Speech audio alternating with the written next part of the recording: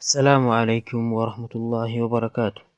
Akkam harka fuune hordoftoota chaanala Kaaliidhaaf hadha barnoota ajaa'ibaa isiniif qabadhee dhufeen jira.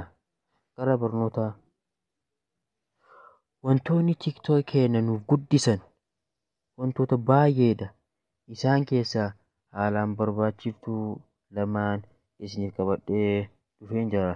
Kallattimaan gara barumsaa haa seennu. Sana dura warroonni chaanala Kaaliidhaafiif haaraa taatan sabiskiraayib gochuun eegalaa isiniin jenna.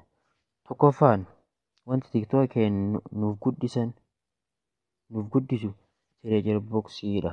Faayidaa gurguddoo qaba.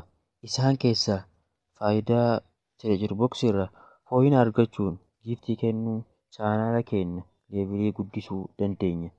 Leevilii jechuun beekamtii yookaan sadarkaa TikTokiin nuuf kennu jechuudha. Kan lammaffaan faayidaa Treasure Box irraa giiftii kennuun karaa salphaan fooloworsa guddifachuu yookaan hammaaruu yookaan kasheera dandeettiin jechuudha. Kan lammaffaan wanti TikTok keenya nuuf guddisu sana dura warroonni Treasure Boxiin isinitti hin mul'anne homa takka hin rakkatina. Warroota saniif akka argattan kan isin gargaaru viidiyoo isin maxxansee jira. Chaanala kana keessa seenuu daawwachuu yookaan ilaaluu dandeettan.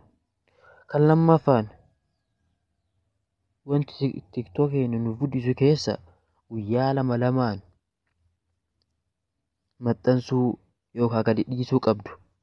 Viidiyoon isin gadhiistan kan nama barsiisu yookaan kan namatti tolu kan nama bohaarsu ta'uu qaba. Maaliif yoo jettan sababni isaa nama laaluutu viidiyoo keessan jaallatee fooloo, laayik, sheer isiniif godhuu isin jajjabeessan.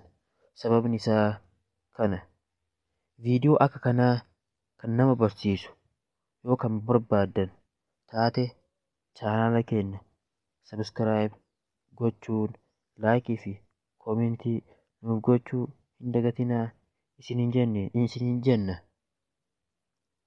Haga barnoota biraatiin walitti deebinutti nagaan turaa isiniin jenna. Hayyee ma'asalaam.